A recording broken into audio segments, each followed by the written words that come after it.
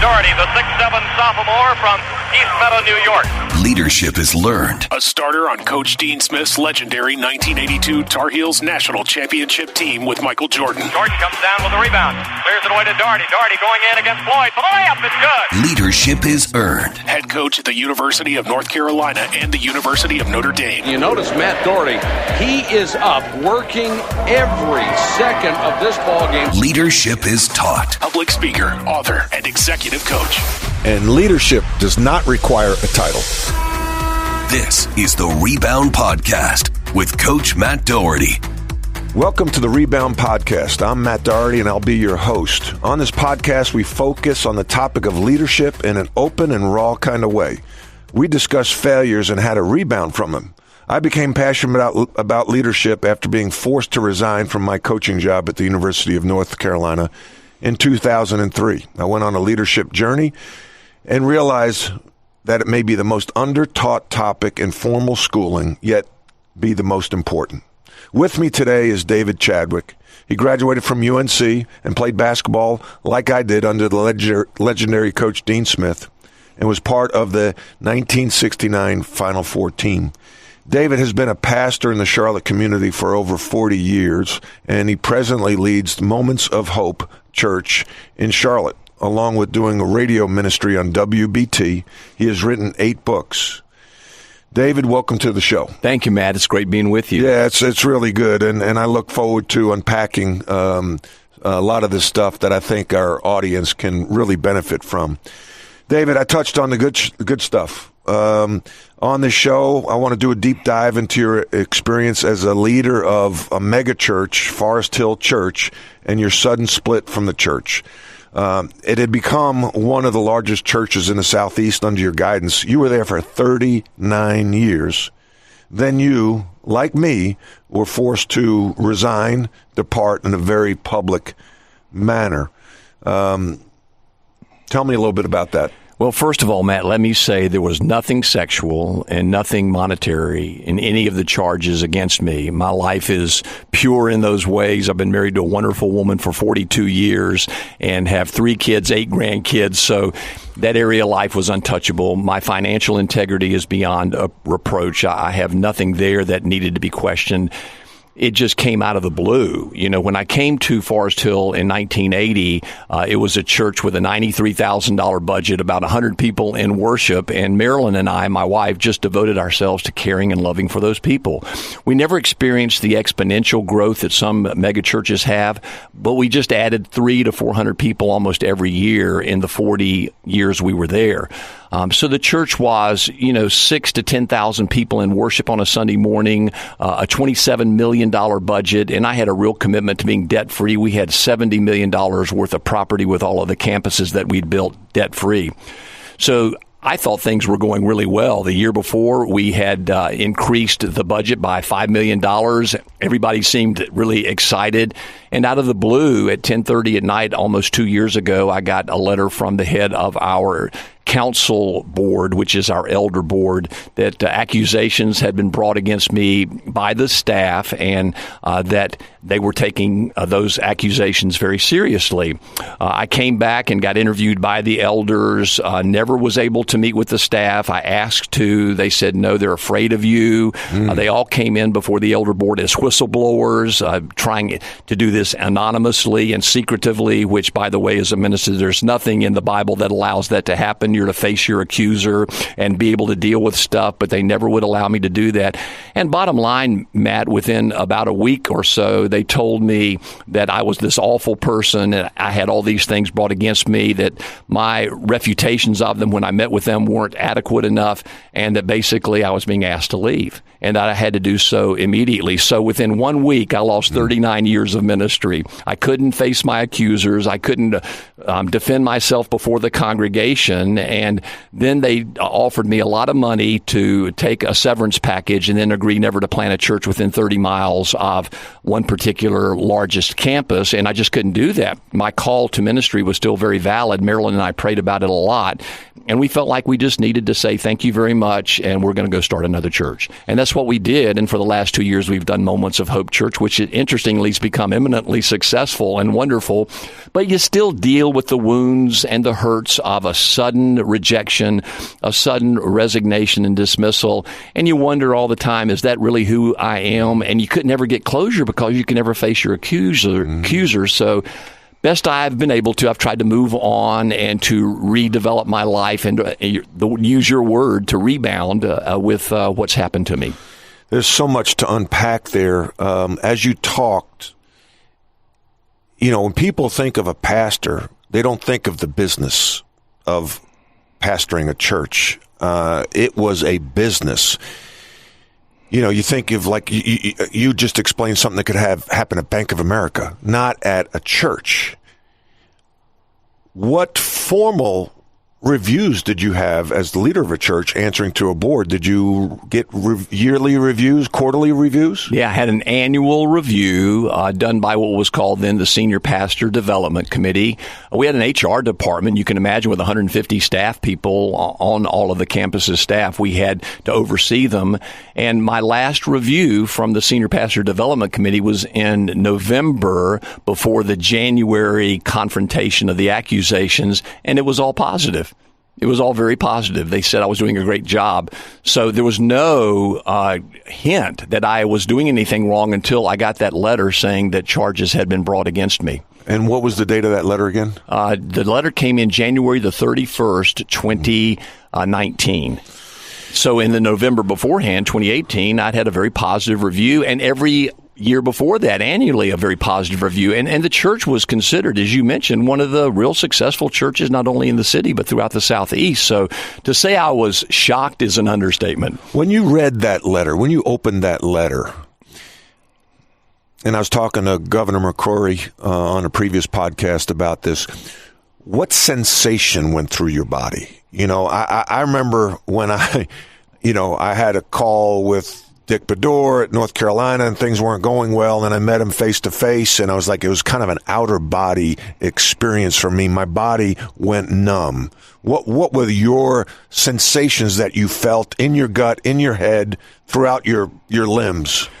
Well, I opened up my computer to just check any kind of emails that had come in before I went to sleep, just to make sure I was on top of everything. And that one was there at 10:30 at night. And my first response was a cry out to my wife, Marilyn. I said, I've got to show you something. And she came in and read it with me. And I think the first experience, Matt, was total shock. I felt like somebody had electrocuted me. I couldn't hardly move. I didn't know what was going on. And then I think your body then responds with defense. It tries to anesthetize the pain.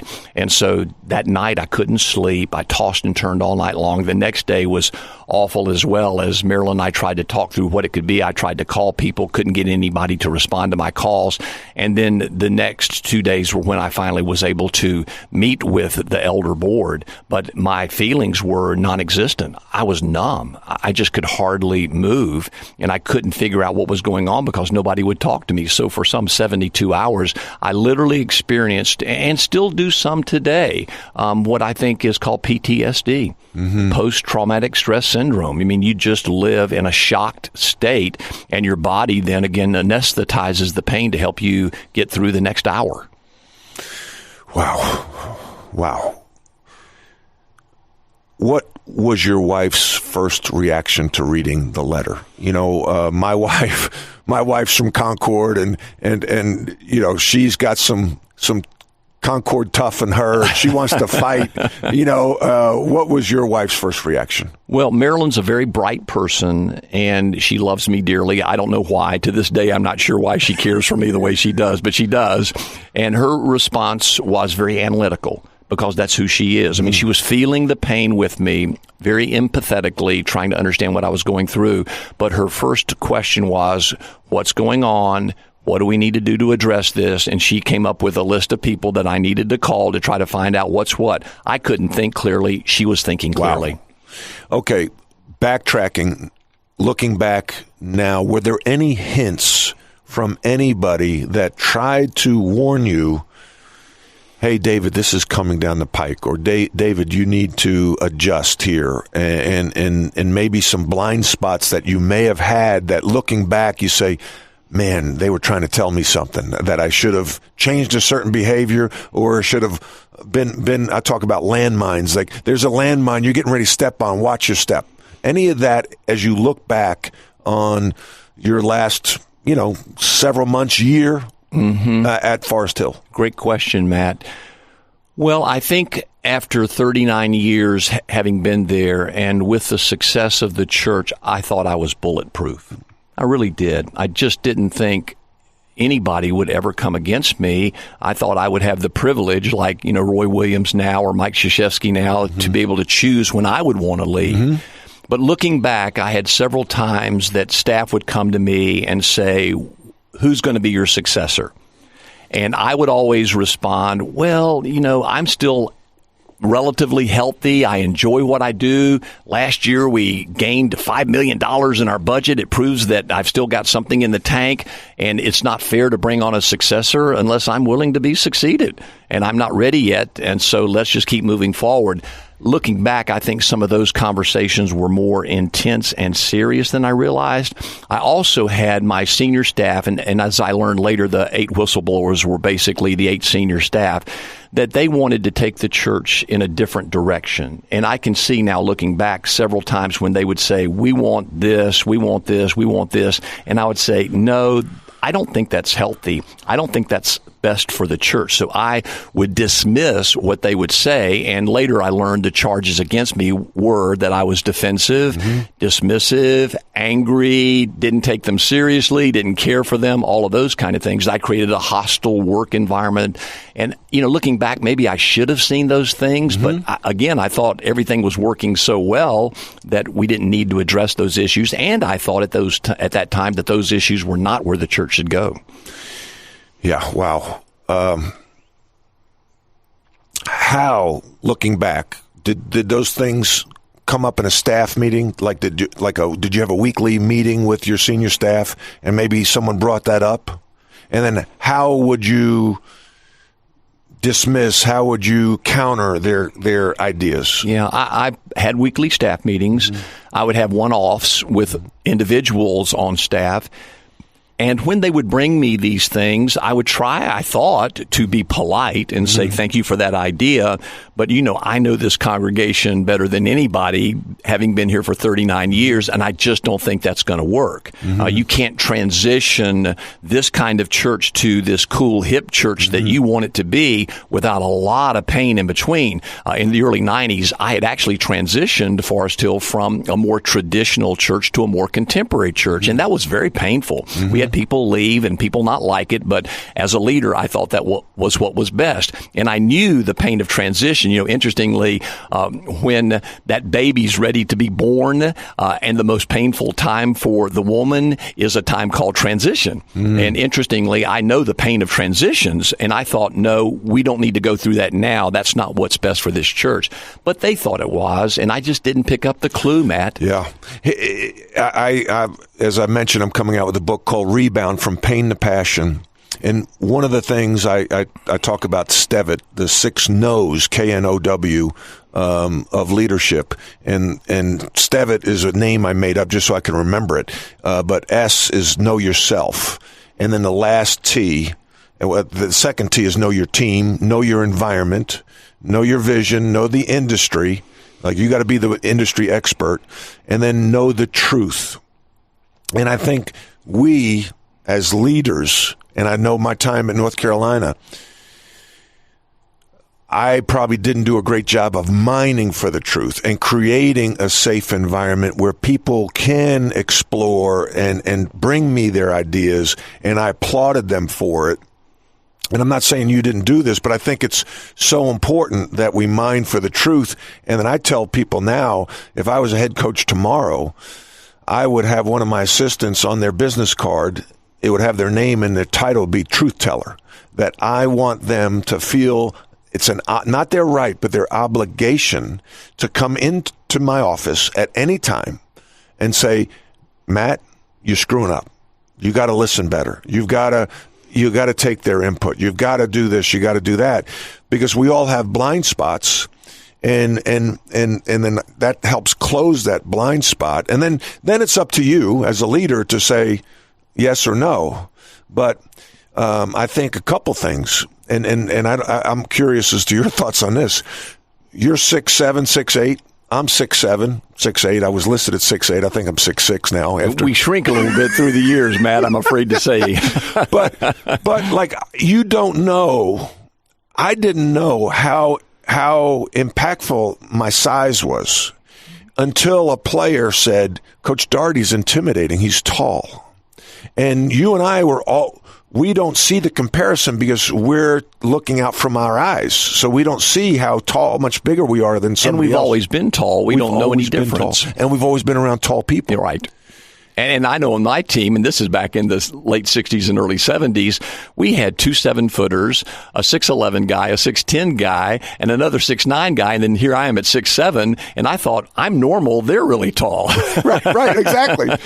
So 2 things. Did you have a truth teller on your staff that someone could come to you? Who was the truth teller in your life? Maybe it was Marilyn, but did you have one? Well, Marilyn gave me some warnings the last couple of years that I did not heed. I just didn't think they were right. Looking back, she was spot on.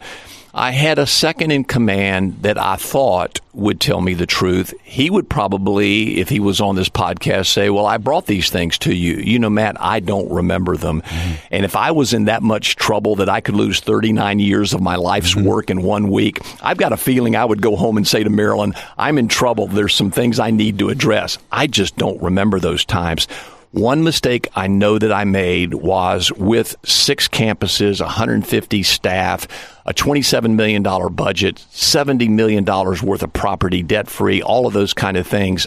I didn't want to manage those things. I'm a gifted communicator. I can speak. I can cast vision. I can teach the Word of God really well. Those are my gifts. So when I had my second in command say, you just go high, you concentrate on those things that you do well, I'm going, whew, good. And he said, I'll take care of everything else.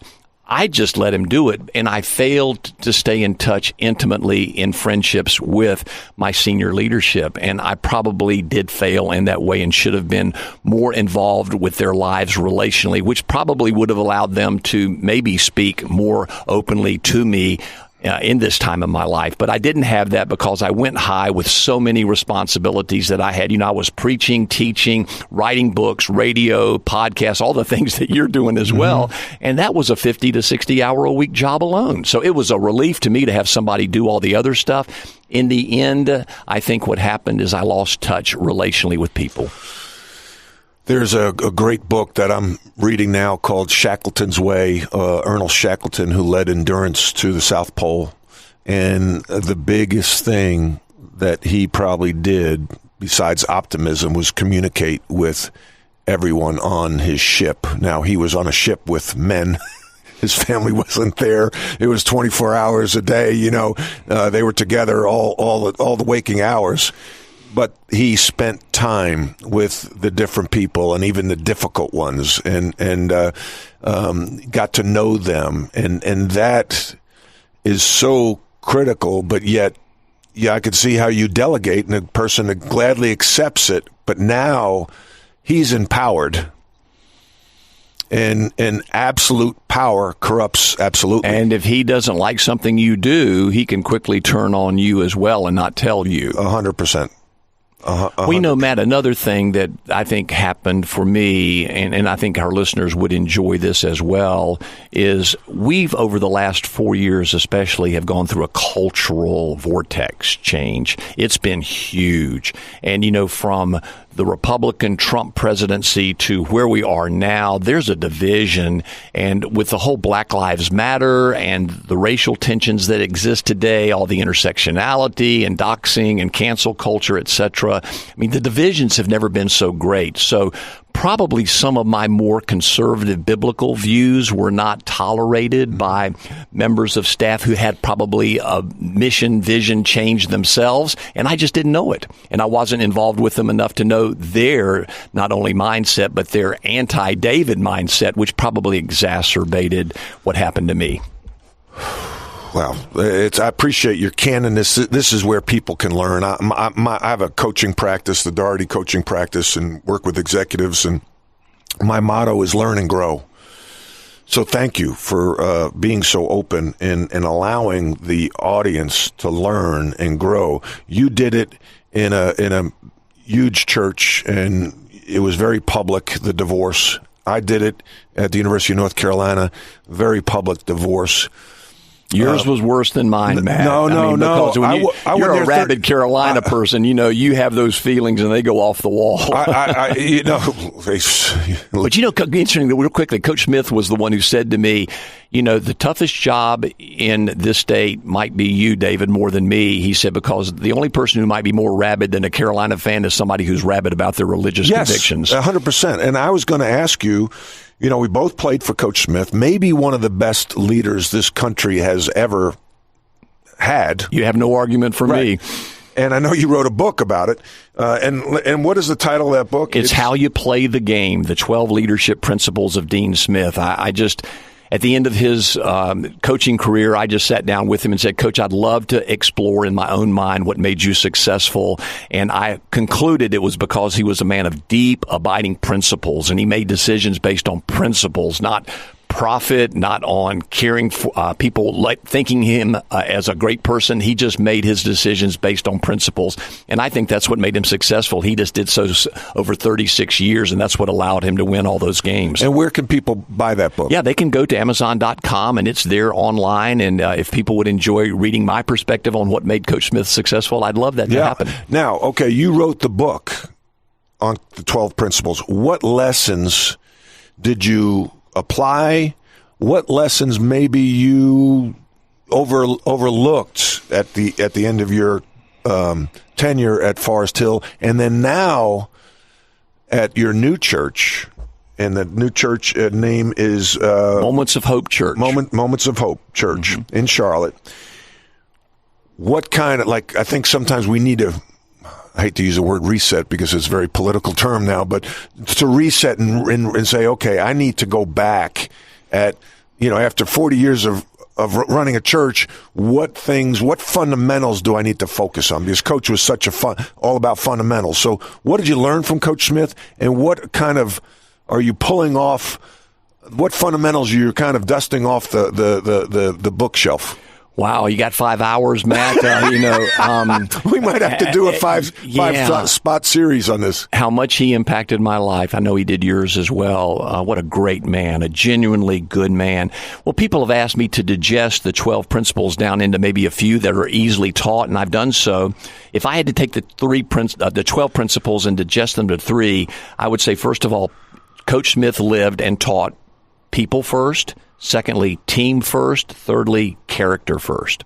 And I tried to live by those 3 principles in my life, and I think I maybe at the end of the day got too busy doing stuff that I forgot those things, and I'm trying to reclaim them now in this new church that I've started. The first one, people are first.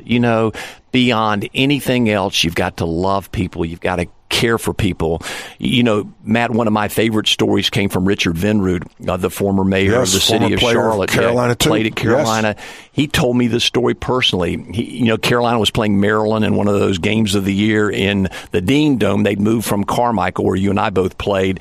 And King Rice had gotten into a campus altercation the week before, and there was a lot of conversation whether he would be able to start that game against Maryland or not. But, Coach Smith, he said, you're guilty. You're innocent until proven guilty. So he started King Rice and played him the whole game. Well, Carolina didn't play that well. And in those last 4 minutes when the game's usually decided, King Rice was not playing well. And the normally greatly magnanimous North Carolina crowd was cascading boos down upon Coach Smith. And take him out, because King Rice was in the game. game, you know, and it was making all these mistakes. And so Carolina lost the game. And Richard told me he was in the locker room after the game, and Coach Smith came up to him. They shook hands, and Richard's normally very gracious himself, but just said, you know, Coach, this was the game. You know, this would have given us the number 1 seed in the Eastern Regional and all of that business.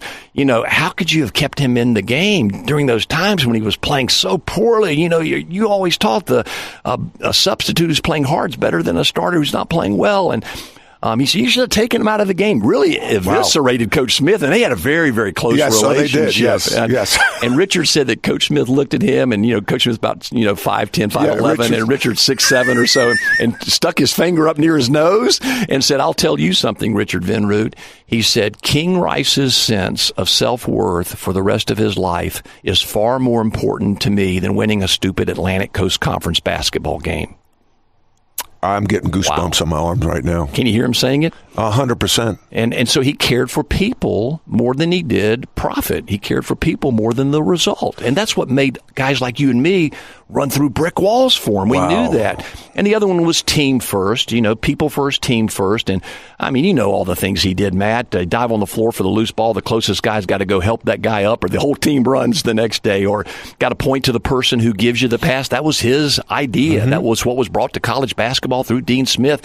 And if you fail to point to that person who gave you the pass the next day, the whole team had to run. You know, if you're on the bench, you know, my sophomore year, I didn't get to play a whole lot, and people didn't recognize me walking around campus because I was standing up. Anyway, bad joke, okay? But you know, if you're on the bench and the guy comes out of the game, whether it's Jordan or whomever, you've got to stand on the bench and applaud. And if he catches you not doing that the next day, the whole team's got to run. So he drilled in all of us, team first, team first, team first, and we play that way. And then the third one was character first. You know, he would always be a man of great character. He was the same publicly and privately. His words matched his deeds. Whatever he told you would happen. In fact, Jimmy Delaney, you know, who's the former commissioner of the Big Ten, played with me then.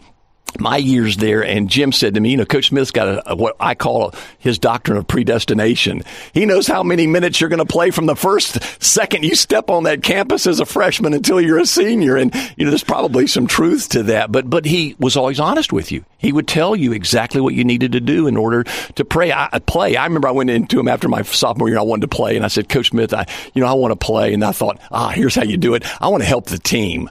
You know, how can I help the team? And he looked at me and said, David, you want to help this team and play more? I said, yeah. He said, become a better player. How about that? And then he gave me particularly what I needed to work on during the summer. Get stronger, faster, quicker, work on my shooting, everything. And I did that. Came back my junior year. I got to start 5 games, got to play some. And then my senior year, got to start 11 games and got to play a lot. I was the 6th man. So, you know, he was always honest. He was a man of integrity. So, you know, what I've tried to reclaim at Moments of Hope Church, Matt, are those 3 principles. You know what? People are first, my staff and the people I try to serve. Secondly, we're going to be a team. We'll make decisions based on what's best for the team, not the individual. And thirdly, I will be a man of character. My words will match my deeds. I'm going to be the same inside and outside, publicly and privately. And you can never question any decision that I make that isn't rooted in my sense of call to be a man of great character. That's what Coach Smith taught me. That's what I'm trying to reclaim. Maybe lost some of that, particularly in those last years as I went too high, and trying to reclaim them now. I remember a story that's similar to the King Rice story, where Bruce Buckley was on the court, national championship game, 1977, against Marquette. I think it was a 17-point lead. They go to 4 corners. An assistant coach leans in to Coach Smith and says, let's call timeout and put Michael Corrin, who was a starter and a freshman, back in the game for Bruce. And Coach Smith's response was, I don't want to do that to Bruce. I don't want to embarrass him like that. Same kind of story. Now, I'll ask you, Bruce went in and had a shot blocked and changed the momentum of the game, and Michael Corrin might have scored that layup, and Carolina would have won. And now Bruce, you know, that's a little bit part of maybe his legacy. King Rice, they lost the game. He didn't play well. That's a part of, what would your response be to that? To the Carolina fans who say, you should have left him in the game and we could have won that game. Well, again, Coach Smith's feeling was that caring for people was more important than winning games. And interestingly, Coach Smith and Roy Williams had an event where all the lettermen who had played for Coach Smith came back to celebrate his life. And he was still alive at this point, and we had a big gathering in the room there. And I don't know if it was Coach Smith or Roy. They chose someone to speak from the 60s, from the 70s, from the 80s, and from the 90s. You know, Coach Smith retired in 97. He began his career in 1962 as the head coach at Carolina. And the one they chose from the 1980s was King Rice. And Matt, when he got up and spoke, he was a blubbering idiot. I mean, he just kept crying and crying, but he kept referring to Coach Smith believing in him and continuing to invest in him, even at times when he didn't deserve it. And all of us out there knew exactly what he was talking about. Well, King Rice has gone on to be a really good college basketball coach. And so Coach Smith maybe have lost that game against Maryland that Carolina fans wanted him to win. But at the end of the day, he built his life into a young man named King Rice who's gone on to be a college basketball coach who's affecting hundreds of kids himself. I mean, really from eternity's perspective and from a practical standpoint, which is more important? Right. Winning a game or investing in people's lives so that they can become all that God wants them to be? I think the answer is obvious. So Christ-like, really. I mean, he modeled the behavior. Coach Smith's faith was so important to him in doing the right thing. What did he say all the time? It's always the right time to do the right thing. Yeah, and you shouldn't be applauded for doing what's right. Yeah, powerful. We could go on and on. We could have a segment just on Coach Smith. Well, I'll give you one more. You asked me what I learned from him in my situation that really helped me. You know, we had the thought of the day just like you guys did.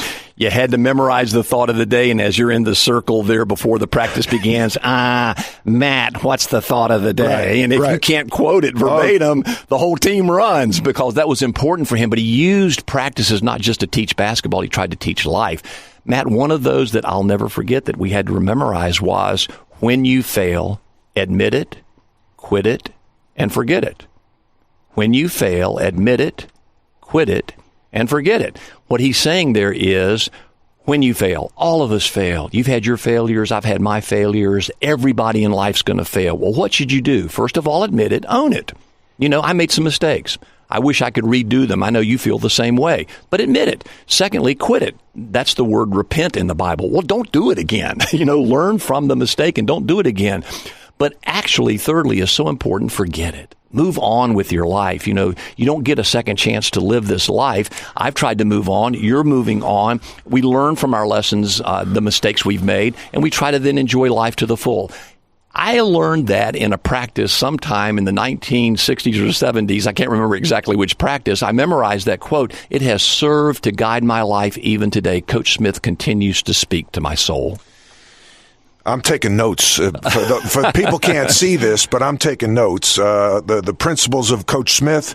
I wrote down people first, team first, character first, and then the words will match my deeds, and when you fail, admit it, quit it, and forget it. Okay, easier said than done, Mr. Chadwick.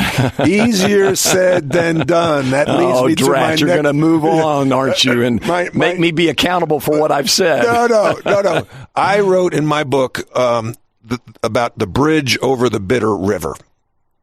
Okay, and it's a hefty toll. It's a swervy bridge with no guardrails, and it's windy. And you pay the toll, and you've got to really focus on driving across this bitter river. But a trigger, an article in the paper, how many times... This is a rhetorical question. How many times does somebody say, "Oh, David, you got screwed by Forest Hill"? I get that all the time. And then they're saying it in good faith, trying to be supportive, but all of a sudden you drive off the bridge into the river. Or you run into somebody that was a part of the scheme to get rid of you, and you think, I've gotten beyond it, and all of a sudden there's something within you that swells up again. You go, doggone, I thought I had dealt with that, and I haven't. So forget it. The part there, when you fail, admit it, quit it, and forget it. When you fail in a public manner, it's hard to forget it. there's so many triggers. What are the triggers? You just touched on a couple. And then how do you manage that emotionally? Right. Well, the triggers might be somebody referring to Forest Hill and that they're doing well, and I'll go, do I really want them to do well? And I've got to go back to, of course, I pray for my persecutors. I bless those who've cursed me. I want them to do well. And I have to go back to my mind and remind my mind that that's what I've chosen to do. And then you have to try to forget it again and keep moving on. You know, Matt, one of the teachings of Jesus that I think sometimes gets overlooked is, Peter came to Jesus and said, when somebody hurts us, should we forgive them 7 times? And in that day, 7 times was the rabbinical law for the number of times you should forgive somebody. Jesus said to Peter, no, you should forgive 70 times 7. And then the implication is, well, then on the 491st time, can I sock him in the wazoo, And of course, Jesus wasn't saying that. He was choosing 2 numbers of perfection, 7 and 70, and saying you've got to forgive over and over and over and over again. I think Jesus realized that forgetting is tough. It really is hard. And we have sights and smells and people and sounds or whatever that remind us of the pain we went through, and it starts to surge up again. And at that point, we've got to choose to forgive. We've got to choose to go back and remember, God, you've forgiven me my huge debt. I can forgive these people their debt against me as well. And I think the more you do that, the easier forgetting becomes. You get some distance and time, and people don't remember as much, but it also allows your soul to heal as well. You touched on earlier, trying to get closure and talking to your staff. And I remember there's so many times I picked up the phone and started to dial Coach Smith's number just to talk to him about it. I wanted to know what happened, and I wanted to tell him how I was feeling, because I was dealing with depression. I wasn't sleeping well. My mind was continually racing. There were so many triggers. Then I'd hang up. And finally, I set up an appointment 6 years after I was forced to resign with Coach Williams, and I wanted to talk with Coach Smith. Well, by that time, his health was failing and he couldn't. And I remember going in to meet with Coach Williams in the office that I had, it was my office a few years prior, 6 years prior, and sitting with him, and I wanted to just talk about what happened and how I felt and some of the things that I felt were, done wrongly. And as I sat there, I just started to cry. Kind of like King Rice it felt like 10 minutes. It was probably a minute, but I'm saying to myself, man, I wanted to be strong. I wanted to be tough. We're big guys. We're basketball players. We're supposed to be tough, but it just came pouring out. And I explained to Coach Williams, and I really wasn't, I would have loved for some magical words from him, but I really just wanted him to listen and hear the pain that I went through. And when I walked out of that office that day, I felt like 600 pounds had went off my shoulders, and I had the best night's sleep. You haven't had that opportunity. Yeah, the reason that I haven't is because those who made accusations against me twofold is, first of all, they did a whistleblower policy, which means anonymity and secretiveness. And secondly, they never gave me the accusations. I don't even know to this day what they are. So to go and try to reconcile with these people who had these problems with me is impossible, because by law, they're not supposed to be known. So I just have to live in the daily recognition that they have these feelings against me. They used it to overthrow 39 years of life and ministry in this community, and I really don't know why to this day, and I probably won't know why. So getting the kind of closure you're talking about, Matt, seems to be impossible. Someone mentioned to me, well, maybe you should have a mediator who will go between you and them. And I got some counsel from some friends of mine, and all of them said you shouldn't do that. because I'm still trying to heal. And if I got into a mediation situation, I would have these 8 people, and who knows, maybe there are more who've kind of joined the chorus since then, who say to the mediator, this is who this guy is. He's angry, dismissive, selfish, prideful, whatever they would say. And again, I don't know what that would be. It's never been brought to me, but this is who he is. And then the mediator would come to me and say, well, what do you have to say to this? And I go, that's not who I am. I mean, my wife, who's lived with me for 42 years, she doesn't think that. My kids don't think that. My friends don't think that. And the mediator is going to say, yeah, but all of them think so. Yeah. And they were the ones who worked with you. Who's going to win? Yeah, nobody wins. There's just no way. So I'm going to be left again with just the wound. Yeah. And there's no healing that can take place. So I've just had to go to the Lord and hear his voice. I love you. Continue to work on your whatever there may be in you that's not of me. And just know I give you my grace, which is beyond explanation. And that's where I've had to live. Yeah. Powerful stuff. In my in the book Rebound, From Pain to Passion, and my pain was losing my job like you did, and my passion became leadership as I studied leadership, and I realized it was so undertaught, and there were so many things I did wrong. And leadership there's no end line, there's no finish line. You're probably still trying to learn today. I am indeed. Yes. And there's so much I think I need to learn yet. Yes. I thought I did it pretty well. But one good thing about what happened to you and what happened to me is it made us go back to the baseline and say, okay, who do I really want to be as a leader, and reconstruct that person. And that we're even stronger because of that. A broken bone that heals is stronger than ever. So I think I'm a better leader than I've ever been. I've learned a lot, and I think one of the things I've had to really struggle with is to give thanks to God for what happened to me.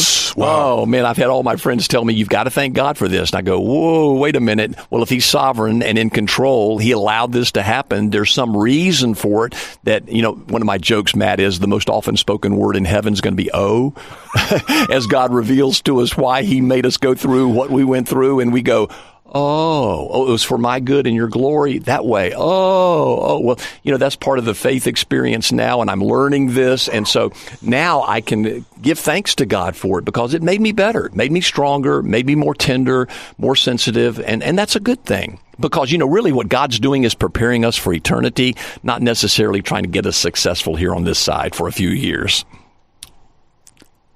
That's so powerful what you just shared, and I just experienced that recently. I've tried to read a little bit of the Bible every day. People ask about good books. You've written books. I'm writing a book, and in the new year, they're like, what are good books for 2021? I said, how about we try the Bible? That's a good book. Literally. Like Proverbs blows my mind at how relevant it is today. Unbelievable. Yeah. Read one chapter every day, 31 chapters, get you through a month. Just start there. It's a wonderful way to start. Take you 10 minutes and you'll find pithy little proverbs that apply to your life like nothing else. The thing that you just touched on, I was having this conversation with my wife and I think my daughter, and we're talking about why. Like, so many people go, why me? Now, you and I just lost jobs. People lost lives, loved ones, cancer, limbs. We're okay. But it still hurts deeply. So we ask why. And you just answered, the why, for my good and his glory. Right.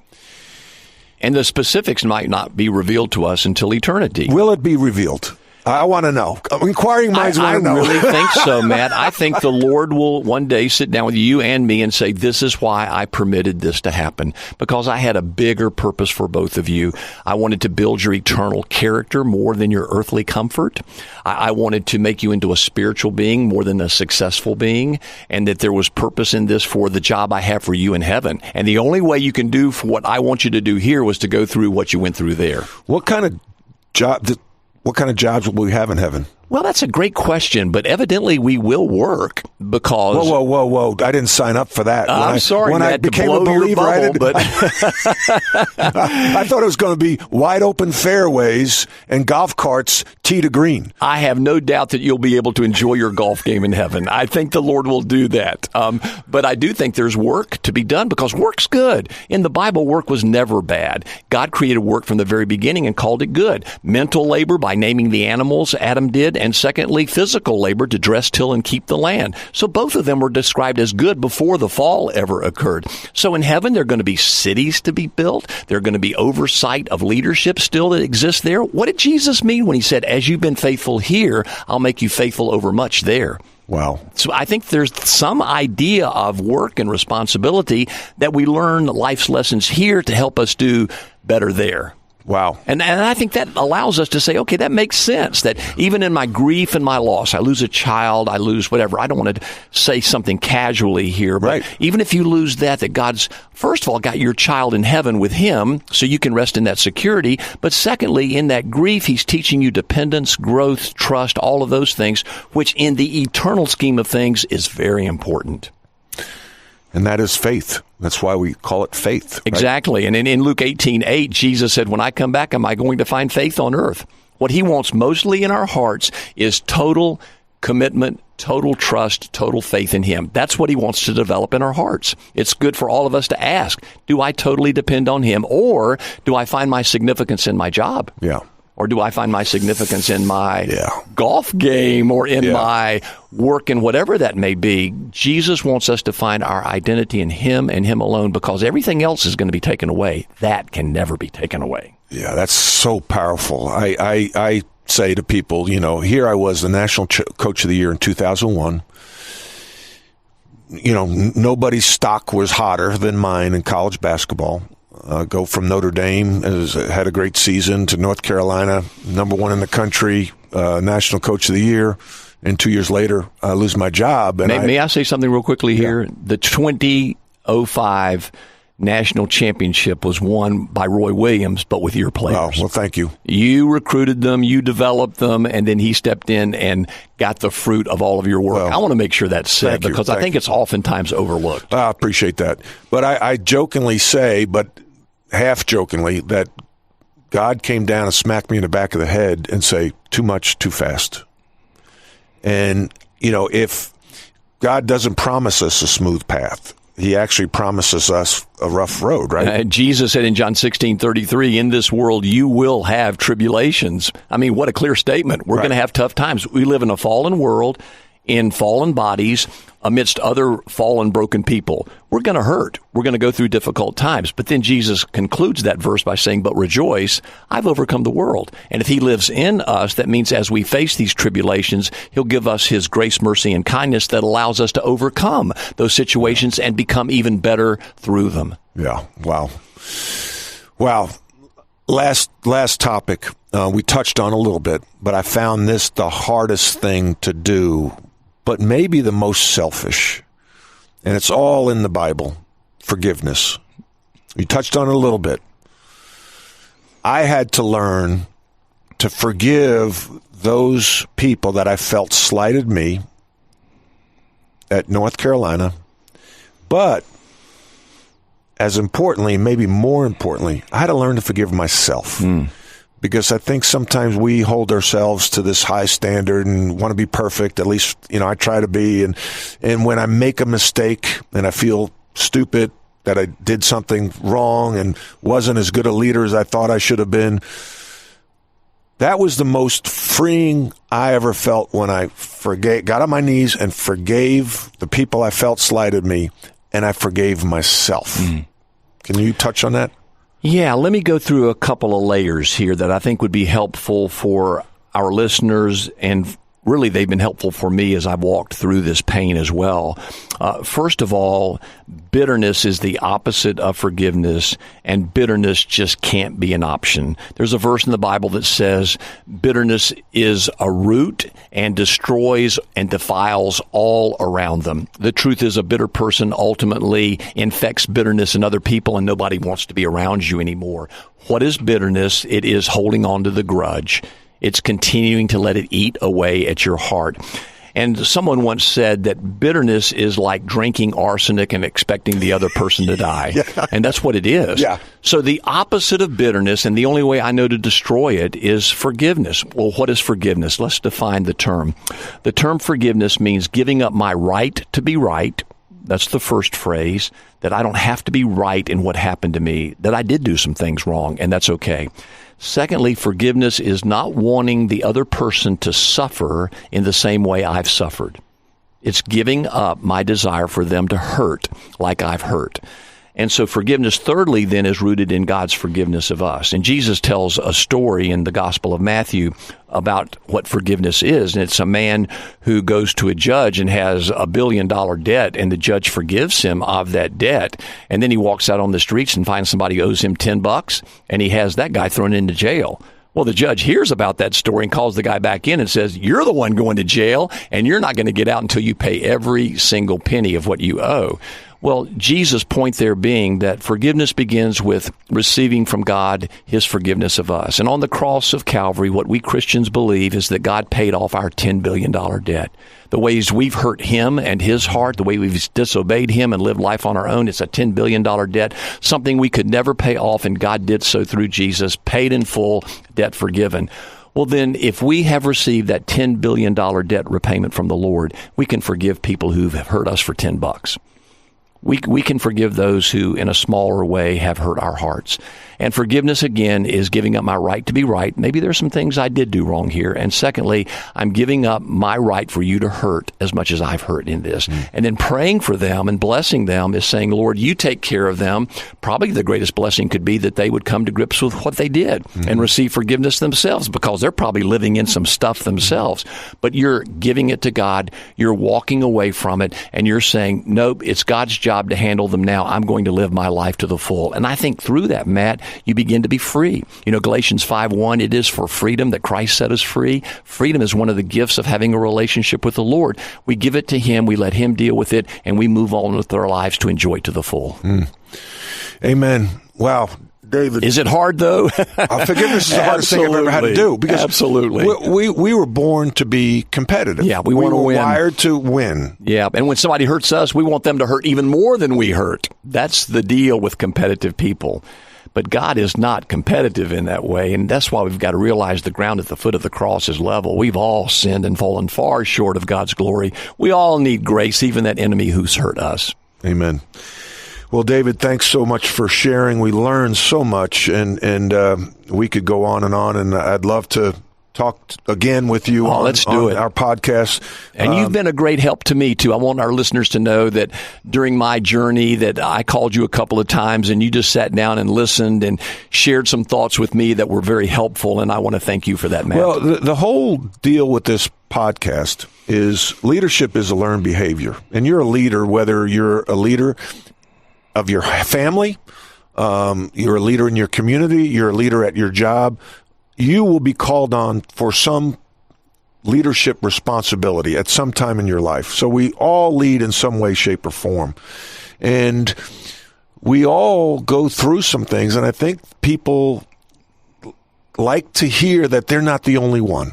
That they're not the only one who's failed. They're not the only one who's angry. They're not the only one who's driving over the bitter river. And that there are other people that are going through it, and people that, when they look at you and the success you have, and me and the playing on a national championship team and coaching at North Carolina, they think, man, they got it. They got it. Comparison games are the work of the devil, right? Right. So to understand that we've all gone through some stuff can maybe lighten the load on our listeners. Well, and you know this too, Matt, if you don't mind me sharing this story real please. Quickly. Coach Smith won 879 games, Hall of Famer, greatest coach ever, in my opinion, but certainly one of the top 4 or 5 in the history of college basketball. In 1964, he was hung in effigy because he didn't win enough. Not just once, but twice. Really? Twice. And he came home after the Wake game, and students had hung an effigy of Dean Smith, the big nose and everything, right outside Woolen Gym. And then they won a game that they shouldn't have won at NC State, and then lost a game they should have won at Duke, and came back in the second time, hung an effigy again. I mean, they wanted him gone. people just didn't like him as a coach at all. And evidently after the second hanging in effigy, he went on the bus, and Jimmy Smithwick, who was a reserve on that team, told me this story. He got on the bus and he said, "Gentlemen, your character is what you think of yourself. Your reputation is what other people think of you. Always emphasize character." I just love that quote. And then he began to turn things around, got a couple of good recruiting classes, and became the coach that we all know him today. But he went through severe failure to the point where people didn't want him to be the coach of Carolina at all. But you just keep moving forward going, your reputation is what other people think of you, but your character is what you think of yourself. Emphasize character. That's what he did, gave him his second, third chance, and look at what he became. Dear listeners, don't give up. Move through your pain. Your pain can be gain, not to use a euphemism, but it really can be, and God still has a plan for your life. Oh, wow. Powerful. Amen. Thank you again, David Chadwick, pastor of the... Wait, don't say it. Moments of Hope Church in Charlotte. When and where are your services? Well, we're still looking for a place to meet. We're online. Go to momentsofhopechurch.org. We have a 9 o'clock and an 11 o'clock. We're still looking for a place. If any of your listeners out there have a place where, a couple few thousand people could gather, because that's what's happened right now with the numbers that are coming in, we'd love to know of that place, but we're still looking for it. But you can come and worship with us online. Again, 9 and 11 on Sunday morning, momentsofhopechurch.org. Hopefully the pandemic will lift soon and we can start gathering personally again together. Great. Thank you again. Here's Team Rebound, okay? You all listening are on my team, Team Rebound. The next episode, we will have Olympic speed skater Dan Jansen join us on the Rebound podcast. Thanks for listening. I welcome any and all feedback. You can reach me on Twitter @DohertyMatt.